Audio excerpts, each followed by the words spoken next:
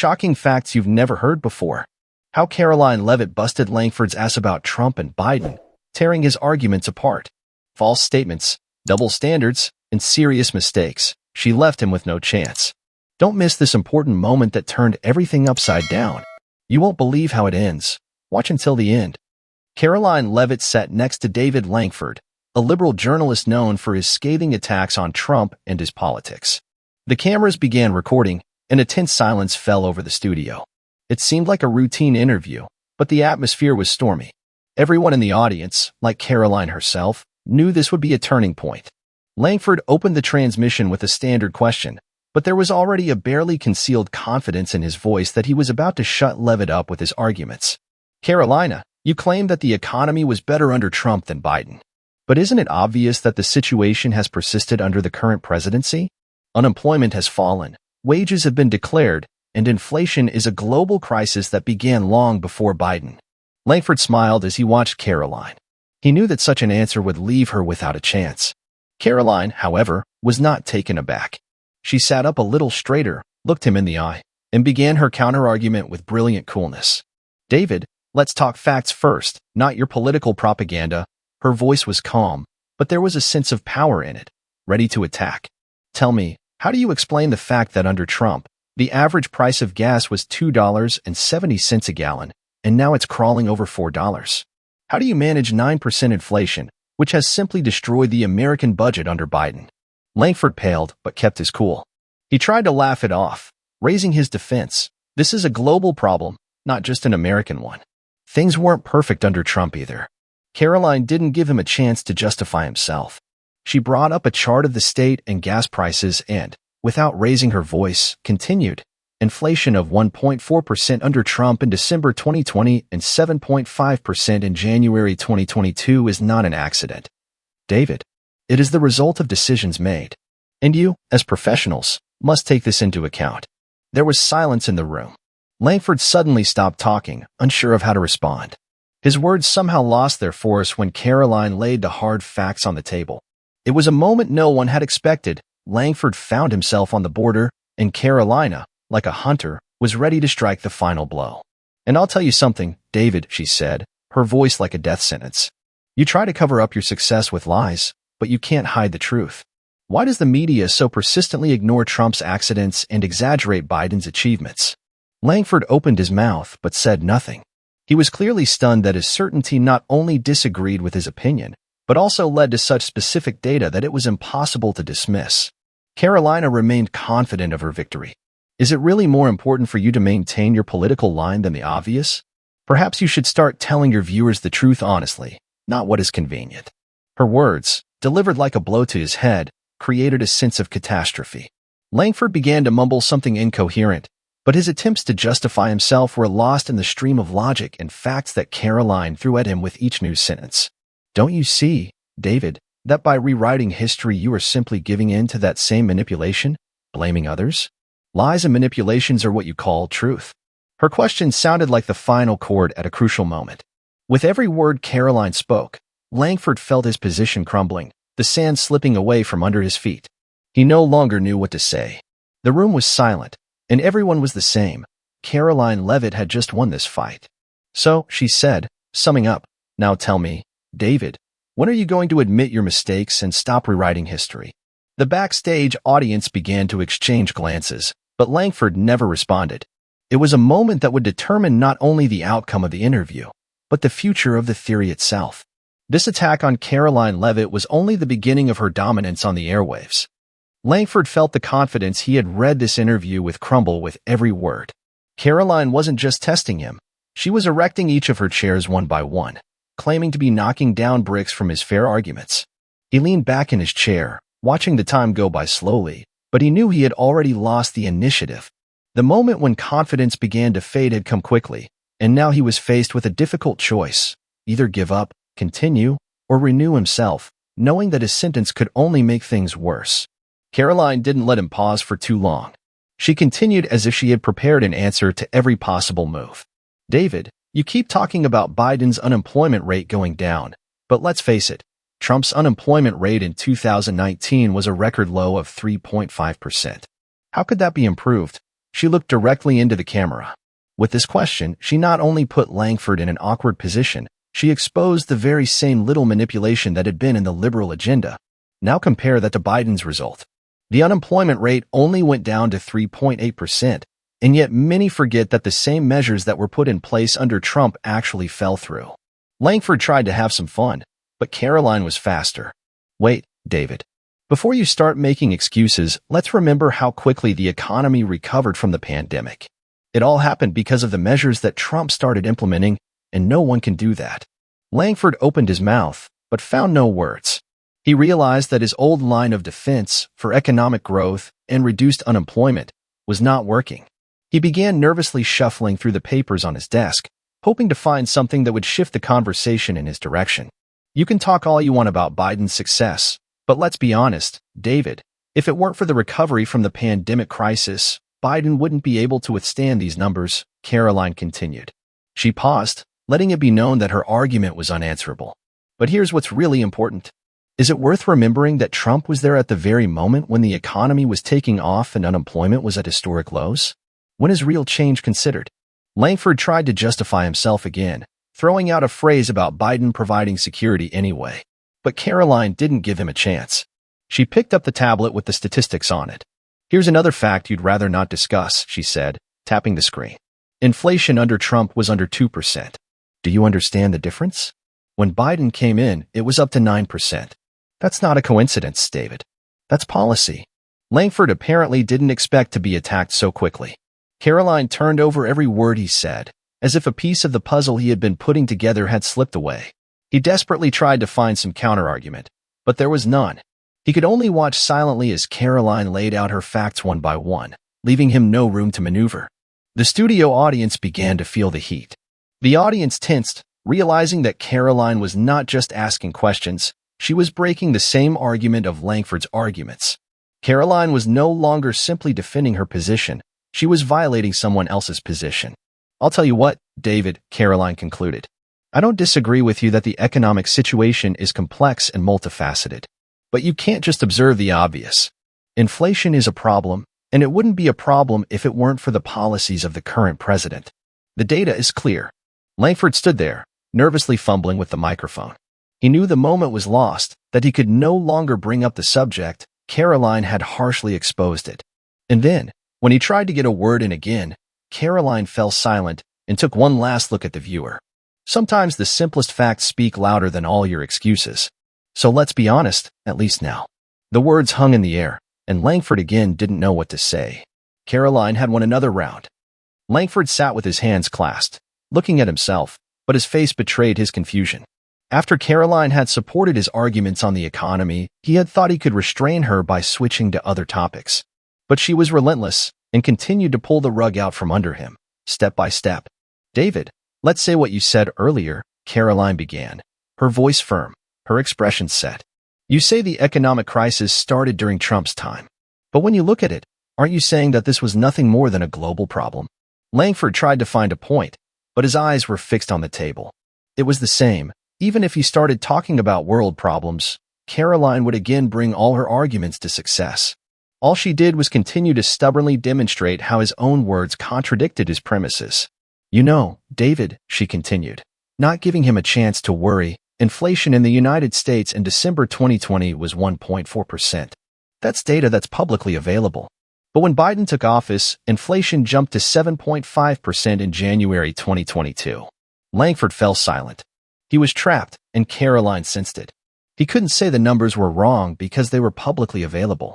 His attempts to justify himself and empty phrases about this is a global process no longer sounded so convincing. Caroline didn't stop there. She kept going through the facts like a chess player taking a few steps forward. And here's another thing.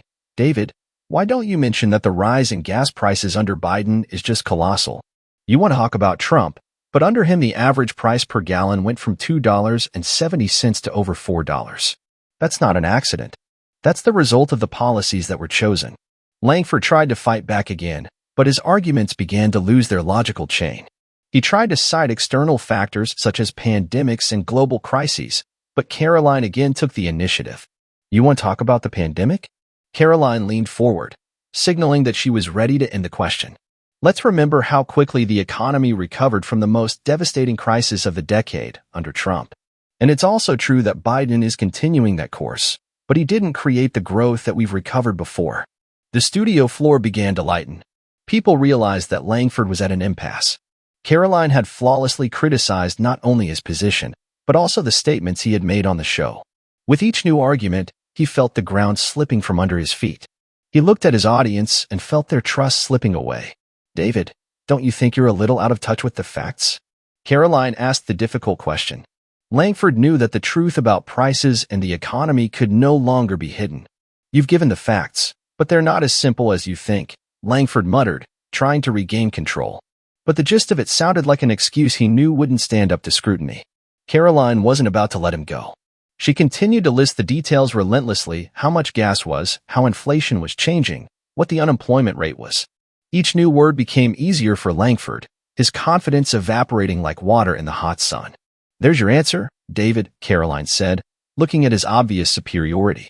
Trump's policies really worked, and you know it. Even you can't shut it down. He tried to smile, but it was a smile of complete confusion. His lips moved slightly as he said, "Well, I suppose this will come as a surprise to you, Caroline, but it's not that simple." But it was obvious to everyone. Caroline Levitt had just led him through a maze of lies and manipulated him, and the exit from this maze was closed to Langford. Caroline had not only won, she had exposed him in the bright light of an unprepared and insincere journalist. The audience couldn't tear themselves away from the screen, and everyone was the same. Caroline Levitt didn't just beat this fighter. She did everything to change the game itself. After Caroline Levitt had exposed Langford on the subject of economics and economic growth, she left him with no choice but to move on to more painful topics. With every word she said, he became more and more tense. Caroline's ability to shift all his counterarguments back to him on the fly was superb. And this time, she decided to strike at his most vulnerable point, the double standards in politics and journalism that her conflicts often encounter. David, you talk about the election, about Trump, about his attempts to undermine democracy, but haven't you forgotten that Hillary Clinton, after her election in 2016, also refused to accept the victory? Or don't you remember how Stacey Abrams in Georgia refused to accept the results of the 2018 election? Why then in these cases is not Trump's policy of democracy called? Caroline raised the question with such certainty that Langford found it difficult to object. Langford wanted to say something about Trump's legitimacy as a candidate, but Carolina, as always, didn't give him the chance. You're not going to say that Hillary or Abrams were a threat to democracy, are you? She continued, leaving Langford no time to respond. Then why is Trump being blamed for this? Is it because he wasn't part of your political circle? Langford shifted in his chair. He had no good counterargument. Caroline had prepared all these questions in advance, and her knowledge of facts and logic was obvious. Everything you had said made his position seem weak and impotent. He couldn't answer his own question because the truth she had revealed was too obvious. Let's be honest, David, Caroline continued, watching his confidence erode. Trump is the only person your colleagues in the media call a threat to democracy simply because he doesn't play by their rules. Langford tried to think again, but he was losing all logic. But Caroline, you're forgetting that Trump not only questioned the election results, but he trailed off because it was clear that any word he said would prove her right. Wait, David. Caroline interrupted, radiating determination. You mean to say that Trump is a threat to democracy just because he challenged the election results? But you forget that those same actions, when they used a different policy and weren't called out, are a threat to democracy. Why are they allowed to do that? Or because they're one of us? The audience began to whisper. Silence fell over the studio, and everyone watching the interview already knew that Caroline had won again. She had unearthed another layer of lies and manipulation that Langford had not been prepared to examine so frankly. Caroline, sensing the moment, threw him back into defensive mode. Are we really going to keep talking about this, David? Or are we going to look at the real picture and admit that this is all political persecution? Langford stiffened again. He tried not to look Caroline in the eye because her words sounded as if they were irrefutable. He had no answers to her questions and no way out. He couldn't ignore the double standard because it was too obvious to anyone watching this conversation. You seem to be having trouble hiding the truth, David, Caroline said with a slight smile. She looked at him, and her resolve was complete. The question is when you start talking about it openly and not hiding behind empty accusations. It was so quiet in the studio that you could hear Caroline finishing her speech, emphasizing the last word that destroyed all his attempts at justification. "The truth always comes out, David," she said, already confident of her victory. "And I think the time has come for you to admit it." Langford remained silent. He couldn't respond. All he could do was sit and listen as Caroline Levitt undermined him one position after another, giving him no chance to justify himself. When Caroline spoke again, there was a tense silence in the studio. It was clear that she was about to turn the conversation upside down again. Langford was trapped in his natural words, and now, with each new interest, he felt himself cornered more and more. "David, let's talk about what you so often try to avoid." Caroline paused, looking closely at her privacy. "The financial consequences that await progress in America. You say that Trump is a threat to democracy, that he is guilty of committing crimes." Langford tried to use the word, but Caroline, without taking the time to teach him, continued. "Let's remember the high-profile cases that the media doesn't particularly like to talk about." Langford winced again. He knew this would be hard.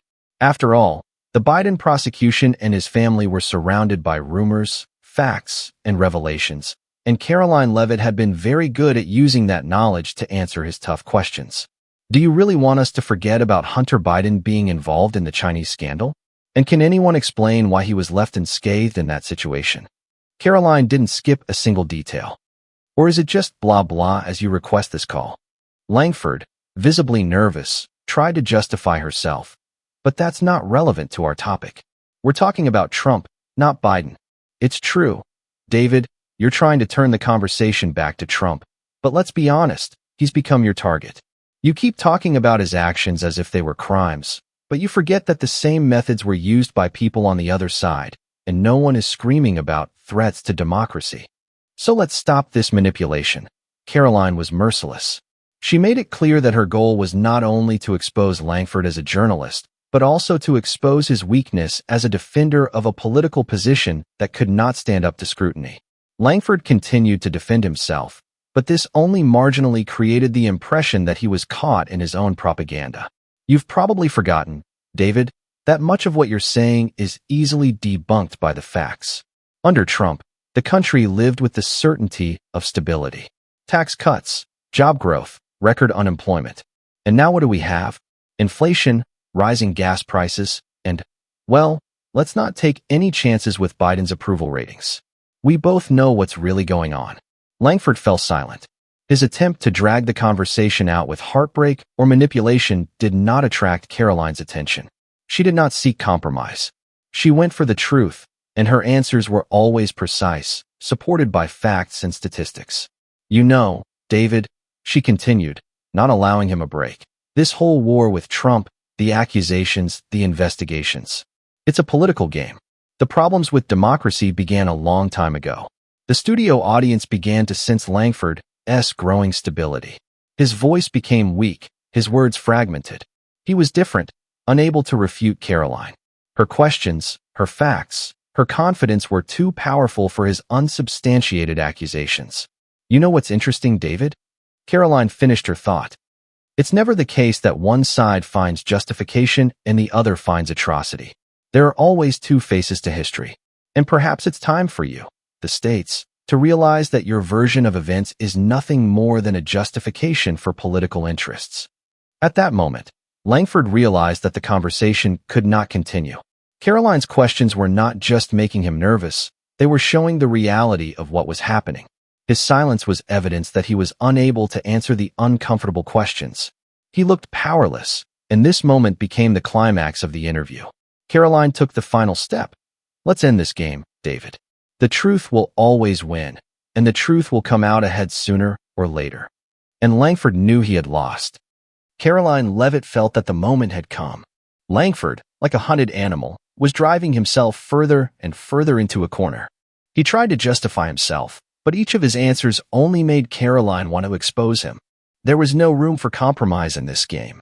Everything she had was fixed in facts, and her decisions turned into sharp knives, leaving no chance for the maneuver under discussion. "David, you always try to talk about Trump as someone who is trying to undermine democracy, don't you?" Her voice was confident, almost like a judgment. "But here's a question that I'm sure you'll find somewhat uncomfortable.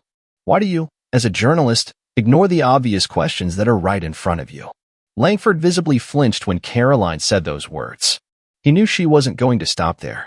And now she wasn't just putting her money where her mouth was, she was asking him every question that went to the heart of what he'd been doing all these years.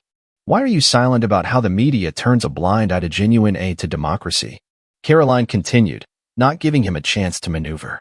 Don't you want to see yourself, as journalists, sometimes playing political games while forgetting about the truth? Langford winced. It was a low blow. He knew Caroline was ready to use his own words against him.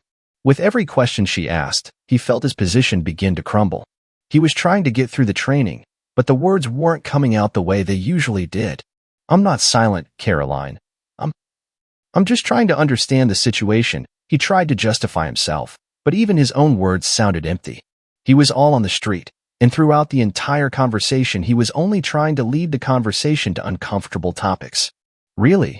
Caroline tilted her head, looking at him with disdain. You keep saying that Trump is threatening, that his actions violate the norms of democracy. But why don't you ask yourself who and why is leading those who manipulate political games to maintain power? Langford began to stutter again. He tried to find words, but everything he said brought him back to the same arguments that Caroline had already refuted. All he could do was mumble something incomprehensible.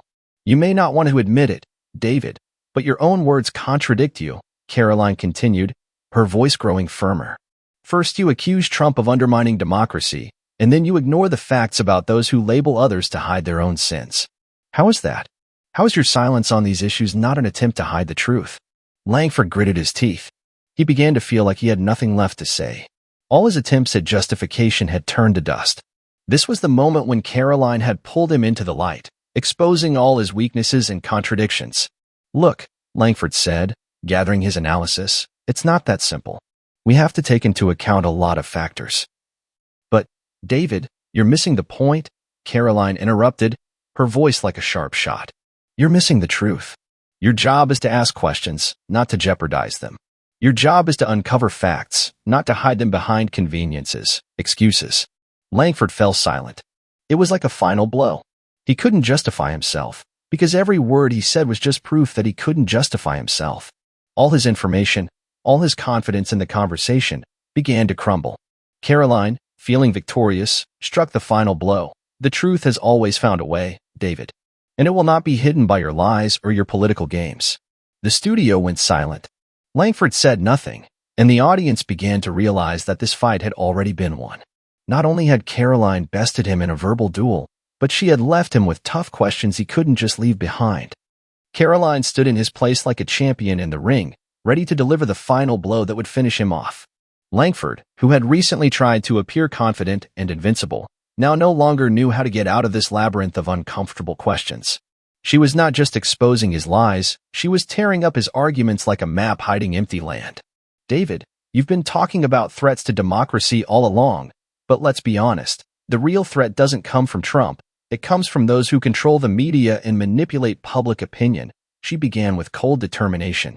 Caroline knew she was on the right track, and now she had to push Langford to his logical conclusion. He felt sorry for the calculators. What do you mean? He tried to take control of the conversation, but his voice sounded uncertain. Do you want the media not to play its role in manipulating public opinion and shaping the worldview to their advantage? Caroline looked at him mockingly. Or do you realize that the same media that opposes Trump are not at all against those who threaten democracy, if these threats come from their own? Langford tried to justify himself. It's not that simple. We have to take into account many factors. Don't try to weasel out of it, David, Caroline interrupted, her voice like a knife. The truth is as simple as it gets. When one politician does something the media doesn't like, it's immediately declared a democratic democracy, and when our own do the same, it becomes the norm. You understand that, don't you? He remained silent because he had no answer. His attempt to divert to other topics, to the same arguments about Trump and his behavior, made no sense. He was caught in his own web. That's what you forget, David. Caroline paused for a moment, making him feel the weight of those words. Your words are always at odds with the facts. The media chooses whose influence and who the enemy should be, and then you, the journalists, are the defenders of those decisions. But here's the irony. You don't see how you use them. Her voice became firmer, almost like a sentence. But when Trump carried out reforms, when unemployment fell, When the economy was growing, you were ready to accuse him of destroying the country. But now, when unemployment is rising again and prices continue to break records, suddenly everything changes? Langford couldn't help but shudder. He knew Caroline had hit rock bottom. Her questions were tearing him apart. He tried to think of something to pull him out of this turmoil, but the words wouldn't come.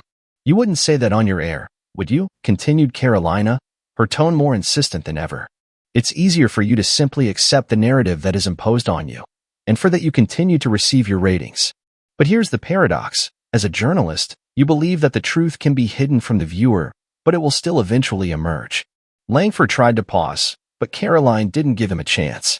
"David, when are you ready for society to know that your colleagues in the media are not just neutral observers, players in a big political game? You see that what is happening with Biden, with his family, remains out of sight." How is that possible? He tried to say something, but again he couldn't. This wasn't just an interview. This was a real revelation. Caroline was too smart and too sure of her words to let him get away with it. Every word she said, like a bullet, went straight to the heart of it. In the end, "David, you can't escape the truth in time. The truth always finds a way out, and despite your best efforts to silence it, you can't reveal what must be an accident. Too many people are watching and expecting you to give them a real answer, not empty excuses." Langford couldn't answer again. He sat as if stunned, his eyes unable to meet hers. He knew he had lost. Caroline took the final step in this conversation. "You can ignore the facts, David, but they will still speak for themselves. And the truth always comes, no matter how you hide it." He was silent. And with the silence she won. There was a strange silence in the studio. If Langford was sitting cornered, his eyes darting around the room, unsure of where to focus. At that moment, Caroline Levitt took the final step and knew it would be the final chord in this verbal duel. "David, let's not waste any more time with false excuses," she said with such confidence that Langford felt his momentum for victory evaporate into thin air. "You can keep saying whatever you want, but all you're doing now is just covering up your weakness." He tried to justify himself again. "I'm not calling for weakness. I'm just trying to explain the situation." Carolina did not hold back. "The situation? What kind of situation is this? When the media regularly ignores the facts, when all they do is defend their political agenda, not the facts. You still haven't answered the main question. Who is really running this game? And why don't we, the ordinary viewers, know the truth?" Langford coughed nervously and tried to regain control. He tried to deflect, blaming Trump, blaming his attacks, but Caroline didn't give him any chance to get away from the answer. "You want to talk about Trump, but why is no one talking about what's going on the other side? Why do Biden and his cronies, with their economic problems and all the scandals, continue to hide the truth?" Caroline threw the question at him like a hot, threatening spark. "Trump is not the solution, Caroline," Langford said, the irritation clear in his voice. He seemed to be losing patience. "He created his own problems. He overshadowed himself." Caroline chuckled. "Did Trump create the problems? Seriously, David?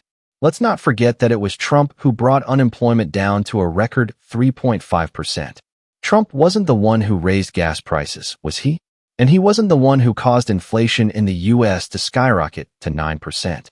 But of course, in this story, he's always the one to blame. Because it's so convenient, right?" Langford clenched his jaw, no matter what he said.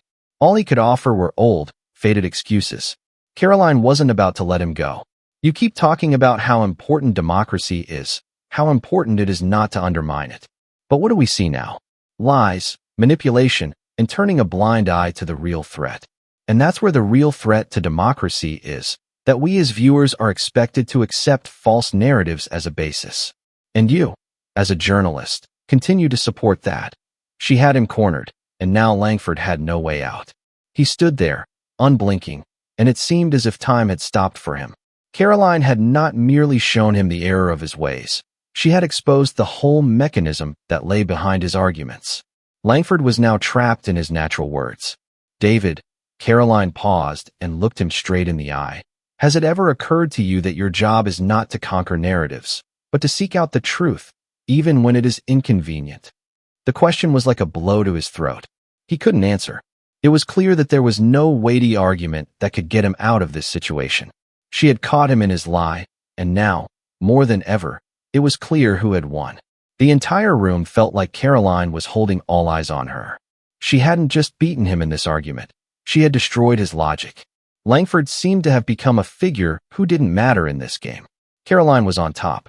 Viewers on the other side of the screen began to understand that Caroline Levitt wasn't just defending her position. She was leading them into what was really going on in the political and medical world. They now knew that behind all the accusations and manipulations were real problems, and Caroline was finally able to put an end to the conversation. "And this, David, is the truth you tried to hide," she said, and Langford could no longer object. His face froze in amazement, and the studio opened with silence. As it turned out, the final chord of this exhausting intellectual defense. In this epic military showdown, Caroline Levitt didn't just expose Langford. She broke his lies into pieces. Leaving no chance for justification, Caroline revealed the truth that shocked everyone. Langford tried to escape, but he couldn't hide from the obvious facts. The moment of truth had arrived, and he had finished the devastation. It was a moment viewers won't forget. Don't miss the next revelation. Subscribe to the channel, like and click the bell to avoid publishing hot news and revelations that are already on the way.